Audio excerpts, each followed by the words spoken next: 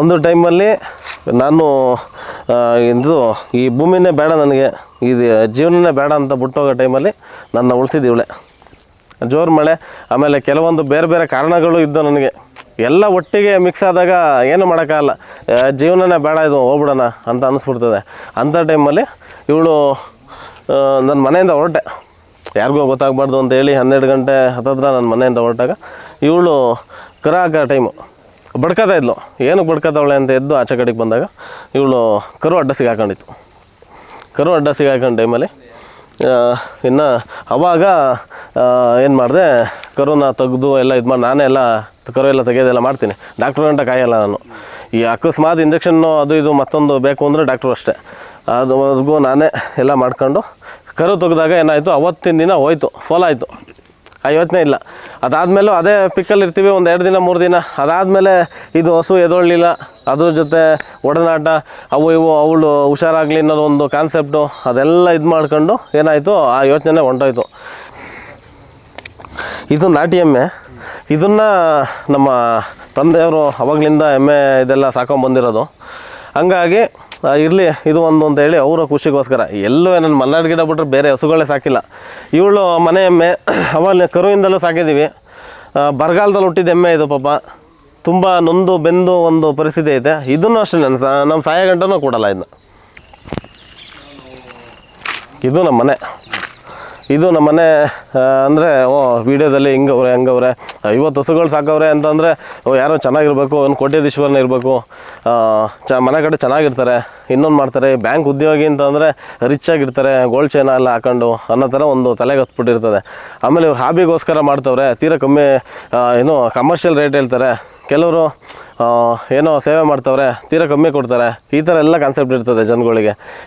ಸಂತೆಲಾಗಿರೋ ಗಾಯಗಳು ಇಲ್ಲಿ ಒದ್ದಿರೋ ಅಂಥದ್ದು, ಇಲ್ಲಿ ಏನು ಒದ್ರೆ ಚಿನ್ನಿ ಇಷ್ಟು ಚೂಪಾಗಿರ್ತವೆ. ಈ ಚೂಪಾಗಿರ್ತವೆ ಅಂದರೆ ಇಲ್ಲಿ ನೋಡಿ, ಇಲ್ಲಿ ಅಲ್ಲಿ ಅಷ್ಟು ಚೂಪಾಗಿರ್ತವೆ. ನಮಸ್ತೆ ಶರತ್ ಅವರೇ.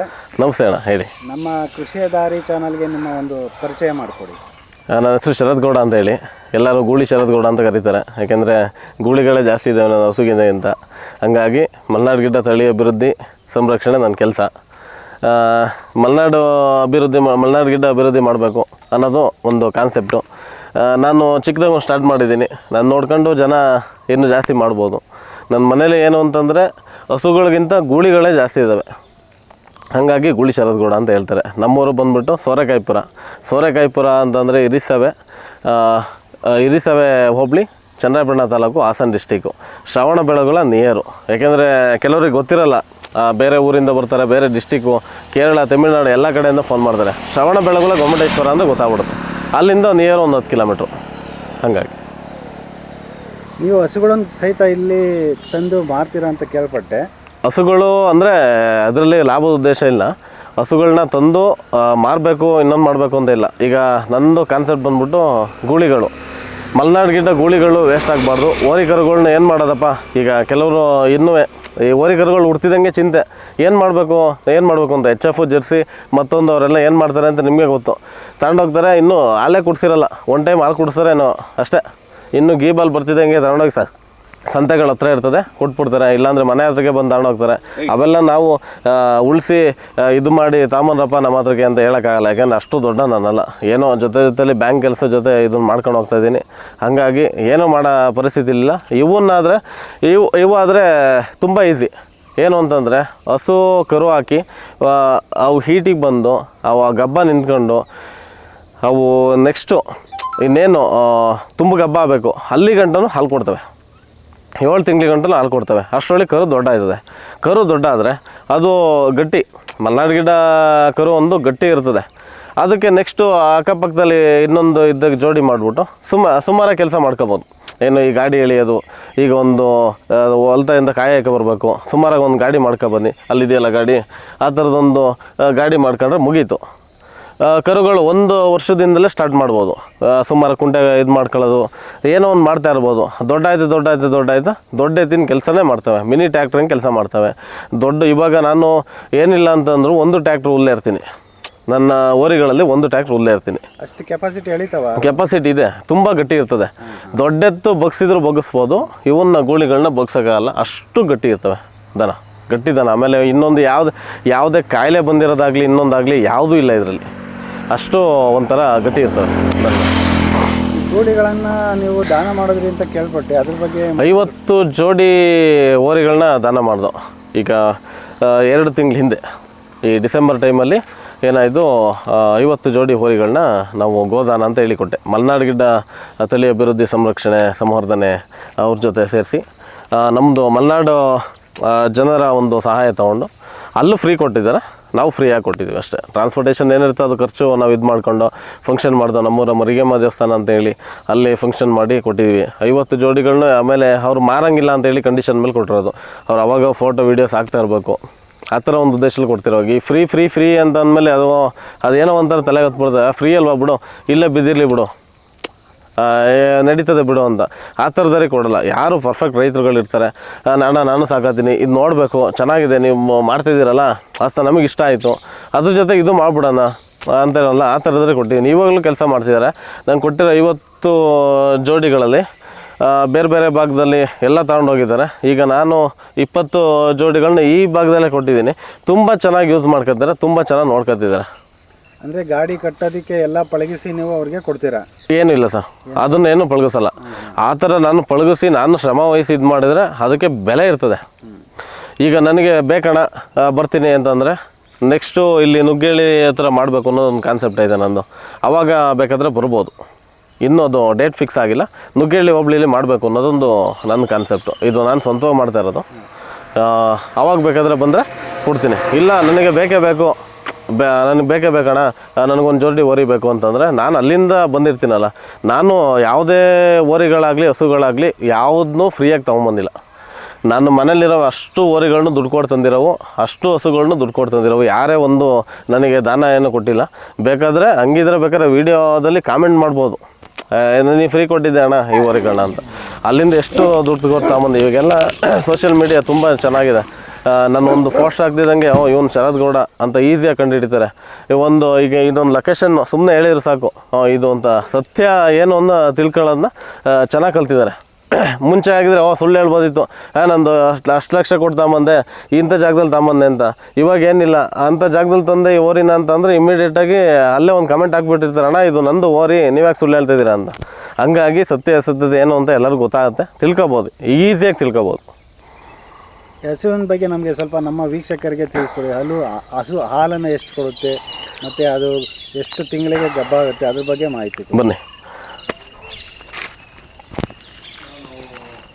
ಇದು ನಮ್ಮ ಮನೆ ಅಂದರೆ ವೀಡಿಯೋದಲ್ಲಿ ಹಂಗವ್ರೆ 50 ಹಸುಗಳು ಸಾಕವ್ರೆ ಅಂತಂದರೆ ಯಾರೋ ಚೆನ್ನಾಗಿರ್ಬೇಕು, ಒಂದು ಕೋಟ್ಯಾಧೀಶ್ವರನ ಇರಬೇಕು, ಮನೆ ಕಡೆ ಚೆನ್ನಾಗಿರ್ತಾರೆ, ಇನ್ನೊಂದು ಮಾಡ್ತಾರೆ, ಬ್ಯಾಂಕ್ ಉದ್ಯೋಗಿ ಅಂತಂದರೆ ರಿಚ್ ಆಗಿರ್ತಾರೆ, ಗೋಲ್ಡ್ ಚೈನ ಎಲ್ಲ ಹಾಕೊಂಡು ಅನ್ನೋ ಥರ ಒಂದು ತಲೆಗೆ ಹತ್ಬಿಟ್ಟಿರ್ತದೆ. ಆಮೇಲೆ ಇವ್ರು ಹಾಬಿಗೋಸ್ಕರ ಮಾಡ್ತವ್ರೆ, ತೀರಾ ಕಮ್ಮಿ ಕಮರ್ಷಿಯಲ್ ರೇಟ್ ಹೇಳ್ತಾರೆ.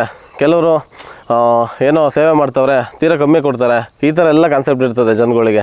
ವೀಡಿಯೋದಲ್ಲಿ ಹಾಕಿದರೆ ನಾನು 20,000 ಹಸುಗಳು ಕೊಡ್ತೀನಿ ಅಂತಂದರೆ, ಅಣ್ಣ 20,000ಕ್ಕೆ ಹಸುಗಳು ಕೊಡ್ತೀನಿ, ನಮ್ಮ ಕಡೆ ಎಷ್ಟು ಸಿಗ್ತವೆ, ಮಲೆನಾಡಲ್ಲಿ ಅದಕ್ಕಿಂತ ಕಮ್ಮಿ ಸಿಗ್ತವೆ, 5,000ಕ್ಕೆಲ್ಲ ಹಸು ಸಿಗ್ತವೆ ಅಂತ. 5,000 ಹಸುನೂ ತೋರಿಸ್ತೀನಿ ನಾನು, 20,000 ಹಸುನೂ ತೋರಿಸ್ತೀನಿ, 50,000 1 ಲಕ್ಷದ ಹಸುಗಳನ್ನೂ ತೋರಿಸ್ತೀನಿ.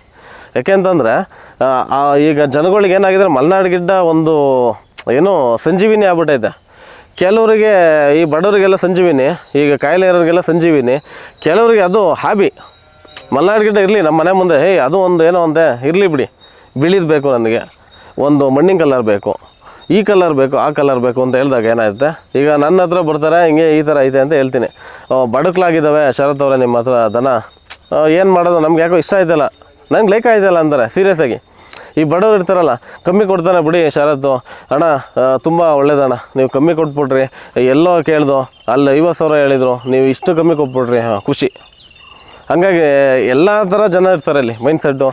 ಆಮೇಲೆ ಕೆಲವರು ಓರಿಗಳು ಕೊಡ್ತೀಯಾ, ಓರಿಗಳು ಯಾಕೆ ಇಲ್ಲ ಉಳುಮೆ ಮಾಡಿ ಇದು ಮಾಡಿ ಕೊಡ್ತೀರಾ, ಯಾಕೆ ಎಷ್ಟು ರೇಟು, ಎಲ್ಲ ಫ್ರೀ ಕೊಡ್ತಾವೆ ಓರಿಗಳು ಅಂತ. ಫ್ರೀ ಕೊಟ್ಟಿರೋ ಓರಿಗಳನ್ನ ಇಲ್ಲಿ ಗಂಟ ತರಬೇಕಲ್ಲಣ್ಣ, ನಾನು ಹೇಳ್ತಾರೆ ಅಷ್ಟೇ. ಫ್ರೀ ಕೊಟ್ಟಿರೋ ಓರಿಗಳನ್ನ ಇಲ್ಲಿ ಗಂಟ ತರಬೇಕಲ್ಲ, ಟ್ರಾನ್ಸ್ಪೋರ್ಟೇಷನ್ ಎಷ್ಟಾಗುತ್ತೆ. 2ಕ್ಕೆ ನಾನು ಮಲೆನಾಡಿಂದ ತರ್ತೀನಿ 2ಕ್ಕೆ ಅಂತಂದರೆ ಎಷ್ಟಾಗುತ್ತೆ ಖರ್ಚು. ಟ್ರಾನ್ಸ್ಪೋರ್ಟೇಷನ್ 20,000 ಬೀಳುತ್ತೆ. ನಾನು ಇಲ್ಲಿ ಏನು ಫ್ರೀ ಕೊಡಲಿ? ಕರು ಅಲ್ಲ ಅದು, ಓರಿ. ಆಮೇಲೆ ಓರಿ ತರಬೇಕಾದ್ರೆ ತುಂಬ ರಿಸ್ಟ್ರಿಕ್ಷನ್ನು, ಪರ್ಮಿಷನ್ ಮಾಡಿಸಿ. ಅದಾದ್ರೂ ಓರಿಗಳು ಕುಯ್ಯಕ್ಕೆ ತಗೊಂಡು ಹೋಗ್ತಾಯಿದ್ಯಾ, ಇನ್ನೊಂದು ತಗೊಂಡು ಹೋಗ್ತಾಯಿದ್ಯಾ, ಅವೆಲ್ಲ ದಾಟ್ಕೊಂಡು ಇವಾಗ ಒಂದು ಸ್ವಲ್ಪ ಹೆಸರಾಗಿದೆ. ಎಲ್ಲೋದ್ರೂ ಈಗ ಮಾಡ್ತಿದ್ದೀವಿ, ಯೂಟ್ಯೂಬ್ ಚಾನಲ್ ತೋರಿಸಿರು, ಓಕೆ. ಮುಂಚೆ ಎಲ್ಲ ತುಂಬ ಕಷ್ಟಪಟ್ಟಿದ್ದೀವಿ, ದಾರಿ ಮಧ್ಯದಲ್ಲಿ ಇಳಿಸಿರೋದು ಉಂಟು. ಎಲ್ಲ ಥರ ಅನುಭವಿಸಿ ಇವಾಗ ಒಂದು ಸ್ಥಾನದಲ್ಲಿ ಬಂದು ನಿಂತಿದ್ದೀವಿ.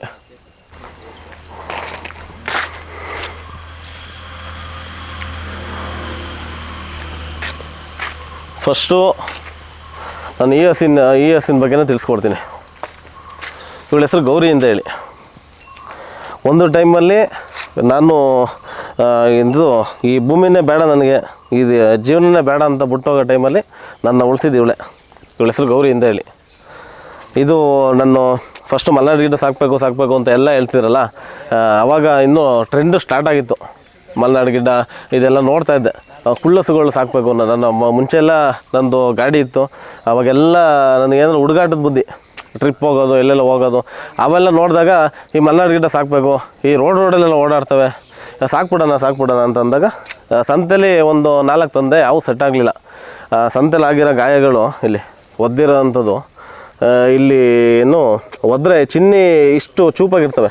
ಈ ಚೂಪಾಗಿರ್ತವೆ ಅಂದರೆ ಇಲ್ಲಿ ನೋಡಿ, ಇಲ್ಲಿ ಅಲ್ಲಿ ಅಷ್ಟು ಚೂಪಾಗಿರ್ತವೆ. ಒಡೆದ್ರೆ ಈ ಕುಯ್ಕೊಂಡು ಹೋಗ್ಬೇಕು, ಈ ಥರ ಇರ್ತವೆ. ಹಂಗಾಗಿ ಒಂದು 4-5 ಹಸು ತಂದೆ, ಯಾವ ಸೆಟ್ ಆಗಲಿಲ್ಲ.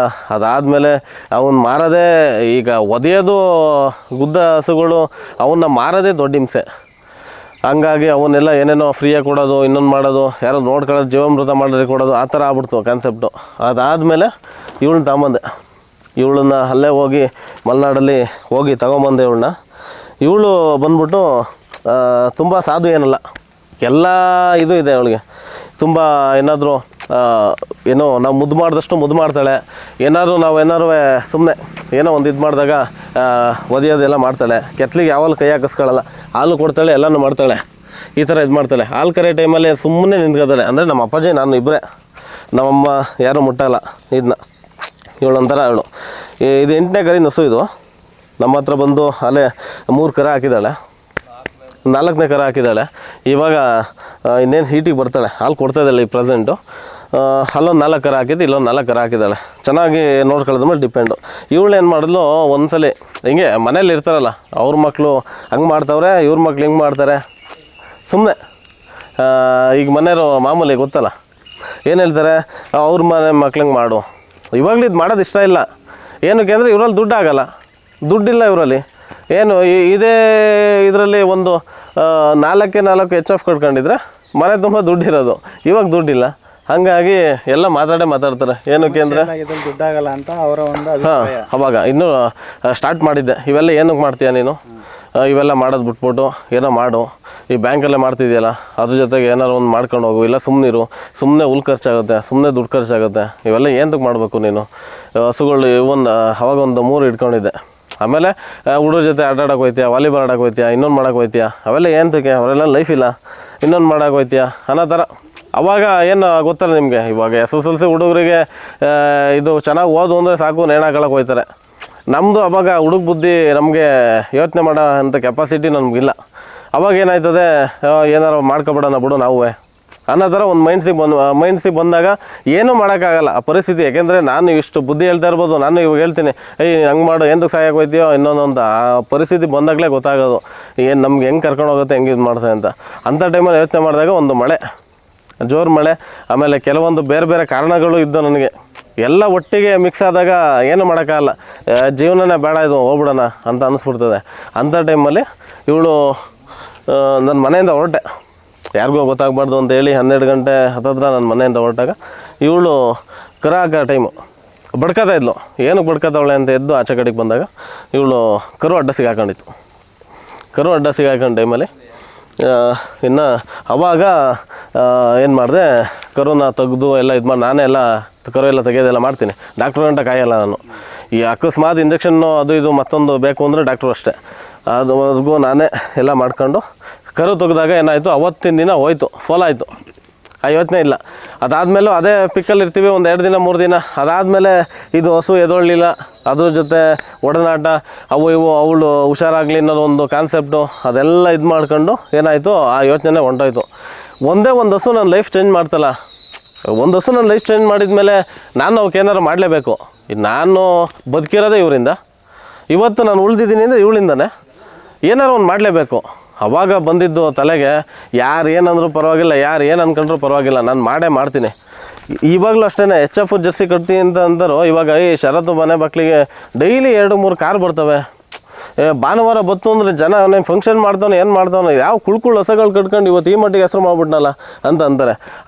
ಹಿಂದೆಗಡೆ ಇತ್ತಲ್ಲ ಮಾತಾಡೋದು, ಇವಾಗ ಆ ಥರ ಮಾತಾಡ್ತವ್ರೆ. ಹಿಂದೆ ಇತ್ತಲ್ಲ, ಇವೇನು ಮಾಡ್ತೀಯ ನೀನು, ಇವೇನು ಮಾಡ್ತೀಯ, ಇಲ್ಲಿ ಬರೋದು ಅಪ್ಪಾಜಿ ಹತ್ರ ಮಾತಾಡೋದು, ಇವೆಲ್ಲ ಏನು ಸುರೇಶ್ ಅಣ್ಣ ನಿಮಗೆ, ಏನು ಇವ್ನಿಗೇನು ಬುದ್ಧಿ ಇಲ್ದಂಗೆ ಆಡ್ತಾನೆ, 2 ಮೇಲೆ ಊದ ಕಾಲಿಗೈತೆ, ಇದು ಮಾಡೋದು ಅದು ಮಾಡೋದು, ಲಕ್ಷ ಹುಲ್ಲು ಅವ್ನು ತಂದಿರೋ ದುಡ್ದಿರೋದೆಲ್ಲ ಇಲ್ಲಿಗೆ ಹಾಕ್ತಾನೆ ಅಂತ ಹೇಳಿ ಹಾಗಾಗಿ ಮಾತಾಡ್ತಾರೆ. ಇವತ್ತು ಖುಷಿ ಪಡ್ತಾರೆ. ನಮ್ಮೂರಿಗೆ ಈಗ ಸೊರಕಾಯ್ಪುರ ಶರತ್ತು, ಗೂಳಿ ಶರತ್ತು ಅಂತಲೇ ಬಂದು ಕೇಳೋದು ಫಸ್ಟ್ ಬಂದುಬಿಟ್ಟು. ಇವಾಗ ನಮ್ಮೂರು ಕರ್ನಾಟಕದ ಮೂಲೆಯಲ್ಲೂ ಅಲ್ಪ ಸ್ವಲ್ಪ ಗೊತ್ತು, ಅಷ್ಟು ಮಾತ್ರ ಹೇಳೋಕ್ಕೆ ಇಷ್ಟಪಡ್ತೀನಿ. ಇಲ್ಲಿಂದ ಟ್ರೆಂಡ್ ಸ್ಟಾರ್ಟ್ ಆಗಿದ್ದು. ಇವತ್ತು ಇಷ್ಟು ದನಗಳು ಸಾಕಿದ್ದೀನಿ. ಯಾವಾಗಲೂ ನನ್ನ ಮನೆ ಬಾಗಿಲಲ್ಲಿ 40-50 ದನಗಳು ಇದ್ದೇ ಇರ್ತವೆ. ಯಾವಾಗಲೂ ದನಗಳು ಕೊಡ್ತೀನಿ. ಕೇರಳ, ತಮಿಳ್ನಾಡು, ಆಂಧ್ರ, ಎಲ್ಲೆಲ್ಲಿ ಎಲ್ಲ ಕಡೆಯಿಂದನೂ ಬರ್ತಾರೆ ದನಗಳು ಬೇಕು ಅಂತೇಳಿ. ಇವಾಗ ಈ ಥರ ದನಗಳಿರ್ತಲ್ಲ, ಇದನ್ನು ನಾನು ಸಾಯೋ ಗಂಟನೂ ಕೊಡೋಲ್ಲ. ನಾನು ಇವಳು ಸಾಯೋ ಗಂಟನೂ ಕೊಡೋಲ್ಲ ನಾನು, ಆಯಿತಾ. ಆಮೇಲೆ ಕೆಲವ್ರು ಹೇಳ್ತಾರೆ ನಮ್ಮ ಹತ್ರ 5,000ಕ್ಕೆ ಸಿಗ್ತವೆ, 10,000 ಸಿಗ್ತವೆ ಅಂತ. ಅಲ್ಲಿ ಈ ನೋಡಿ ಮಲೆನಾಡು ಗಿಡ್ಡ ಸಗಣಿ ಇಲ್ಲಿ ಒಂದಿನ, ಈಗ ನಾನು ಇವತ್ತು ಕಸ ಬಾಚಿದ್ರೆ ನಾಳೆ ಇಷ್ಟೊತ್ತಿಗೆ ಕಸ ಬಾಚೋದು. ಯಾಕೆಂದ್ರೆ ನಾನು ಡ್ಯೂಟಿಗೆ ಹೋಗೋ ಟೈಮಲ್ಲಿ ಕಸ ಎಲ್ಲ ಬಾಚ್ಬಿಟ್ಟೆ ಹೋಗಬೇಕು. ಹಾಗಾಗಿ ಇದು ಮಲೆನಾಡು ಗಿಡ್ಡ ಸಗಣಿ. ಅದೇ ಇದಂತೂ ಮಲೆನಾಡು ಗಿಡ್ಡ ಸಗಣಿ ಇದೇ ಥರ ಬರ್ತದ ಅಂತ ಕೇಳ್ತಾರೆ. ಬನ್ನಿ, ಇಲ್ಲಿ ಈ ಥರ ಇರಬೇಕು ಸಗಣಿ, ರಿಂಕಲ್ಸ್ ಅಲ್ಲ. ಇದು ಒಣಲಿಗೆ ಬಂದಿರೋ ಅಂಥದ್ದು, ಎಲ್ಲ ಹಿಂಗೆ ಇರೋಲ್ಲ. ಒಣ್ಣಲ್ಲಿ ಬಂದಿರೋದು ಹಸಿ ಹುಲ್ಲಿಗೆ, ಅದೇ ಇದಕ್ಕೆ ಮಲೆನಾಡು ಗಿಡ್ಡಕ್ಕೆ ಹಸಿ ಹುಲ್ಲು ಹಾಕಿದಾಗ ಶೈಲೇಜು ಮತ್ತೊಂದು ಹೊರಗಡೆ ಹಸಿರು ಮೇದಾಗ ಅದೇ ಈ ಥರ ತೆಳು ಬರ್ತದೆ. ಇಲ್ಲಿ ಈ ಥರ ತೆಳು ಬರ್ತದೆ. ಸರ್ ನನ್ನ ಮನೆ ಬಾಗಿಲಲ್ಲಿ ಇಷ್ಟು ದನ ಇದ್ದಾವೆ, ಒಂದು ಚೂರು ಸ್ಮೆಲ್ ಇಲ್ಲ. ಇಲ್ಲಿ ಒಂದು ಚೂರು ಸ್ಮೆಲ್ ಬರ್ತಾಯಿಲ್ಲ. ಇದು ಅದೇ ಎಮ್ಮೆ ಸಗಣಿ ಈ ಥರ ಇರ್ತದೆ, ಸೀಮೆ ಹಸಿನ ಸಗಣಿಗಳು ಈ ಥರ ಇವಂಗೆ ಬಾಚಕ್ಕಾಗಲ್ಲ. ಇಲ್ಲಿ ನೋಡಿ ಈ ಥರ ಇರ್ತವೆ, ಹಿಂಗೆ ಹಿಡ್ಕೊಳಕ್ಕೆ ಹೋದ್ರೆ ಹಿಂಗೆ.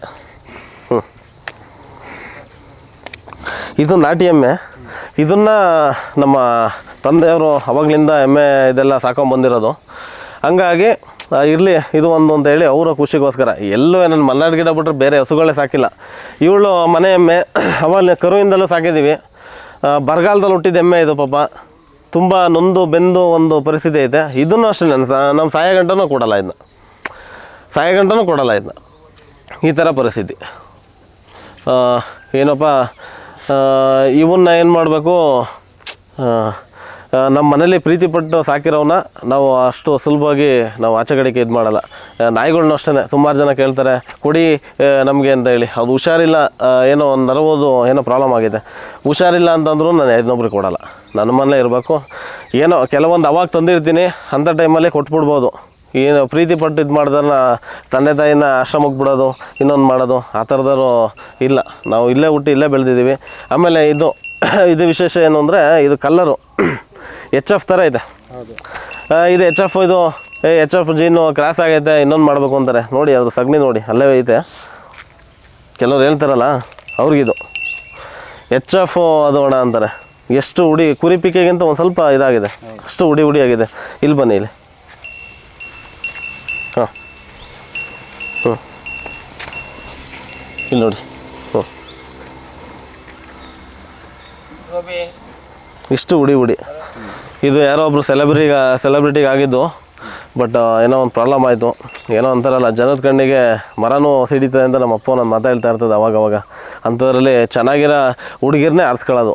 ಯಾರೂ ಒಂದು ಸ್ವಲ್ಪ ಕಪ್ಪಗಿರೋ ಹುಡುಗಿರನ್ನ ಹಿಂದೆ ಮುಂದೆ ನೋಡ್ತಾರೆ, ಚೆನ್ನಾಗಿರೋ ಹುಡುಗಿರನ್ನ ಆರಿಸ್ಕೊಳ್ಳೋದು. ಎಲ್ಲ ಬಂದು ಈಗ ಒಂದು ಮನೇಲಿ ಒಂದು ಇಬ್ಬರು ಹಳ್ಳಿ ಜೋಳಿ ಇರ್ತಾರೆ ಅಂತ ಅಂದ್ಕೊಳ್ಳಿ. ಒಬ್ಳು ಸಖತ್ತಾಗಿರ್ತಾಳೆ, ಇನ್ನೊಬ್ಳು ಒಂದು ಸ್ವಲ್ಪ ಏನು ಇರ್ತಾಳೆ. ಫಸ್ಟು ಬಂದು ಕಣ್ಣು ಹಾಕೋದೆ ಆ ಹುಡುಗಿ ಮೇಲೆ. ಈ ಹುಡುಗಿನೇ ಕೊಡ್ತೀರಾ, ಈ ಹುಡುಗಿ ಮಾಡಿಕೊಡ್ತೀರಾ ಅನ್ನೋ ಥರ ಇದೆಲ್ಲ ನೋಡಿ ನೋಡಿ ಈ ಥರ ಎಲ್ಲ ಆಗಿ ಇದು ಆಗೈತೆ ಅಂದರೂ ಕೇಳಲಿಲ್ಲ. ಅವರು ಪಾಪ ತುಂಬಾ ಹಿಂಸೆ ಕೊಟ್ಟರು, ಕೊಡಿ ಅಂತ. ಸರಿ ಅಣ್ಣ ಆಯಿತು, ನೀವು ನಮ್ಮ ಮನೆ ಬಾಗಿಲಿಗೆ ಬರಬೇಕು, ಯಾಕೆ ನಮ್ಮದು ಸ್ವಾರ್ಥ, ಅವರು ನಮ್ಮ ಮನೆ ಬಾಗಿಲಿಗೆ ಬಂದರೆ ನಮ್ಮದು ಹೆಸರು ಆಯ್ತದೆ. ಈಗ ಅವರೇ ನಮ್ಮ ಮನೆ ಬಾಗಿಲಿಗೆ ಬಂದು ತಗೊಂಡೋಗೋರೆ ಅಂತ ನಾವು ಹೇಳ್ಕೊಬೋದು ಅನ್ನೋ ಒಂದು ಆಸೆ ಪಟ್ಟು ಅಷ್ಟರೊಳಗೆ ಇವಳು ಕರು ಹಾಕಿದ್ಲು. ಇಲ್ಲಿ ಏನು ಮಾಡ್ತಾರೆ, ಈ ಥರ ಚೆನ್ನಾಗೈತಲ್ಲ ಅಂತ ಇದೆ ಯಾರು ಅವರು ಒಂದು ಮನೇಲಿ ಇದ್ದಿದ್ದು, ಅವ್ರು ಏನು ಮಾಡ್ತಾರೆ, ಇದು ಚೆನ್ನಾಗೈತಲ್ಲ ಆಸೆ, ಬೇರೆ ಯಾವ್ದಾರ ಒಂದು ಸೆಮೆನ್ಸ್ ಹಾಕ್ಸ್ಬಿಟ್ಟು ಬೇರೆ ಥರ ಹುಟ್ಟಿಸ್ಬಿಡೋಣ ಅನ್ನೋ ಥರ ಒಂದು ಹೋಗಿ ನಮಗೆ ಗೊತ್ತಾಗಲಿಲ್ಲ. ಅದು ಒಂದು ಜರ್ಸಿ ಕ್ರಾಸು ಇದೇ ಥರದ್ದು ಮಾಡಿ ಅದು ಕರು ಹಾಕಿ ಒಂದು ಸ್ವಲ್ಪ ದಿನ ಇದ್ದು ಸತ್ತೋಯ್ತು. ಹಂಗಾಗಿ ಪ್ರಾಬ್ಲಮ್ ಆಗಿ ಹುಷಾರಿಲ್ದಲೆ ಮತ್ತೆ ಎದ್ದು ಚೇತರಿಸ್ಕೊಂಡವಳೆ.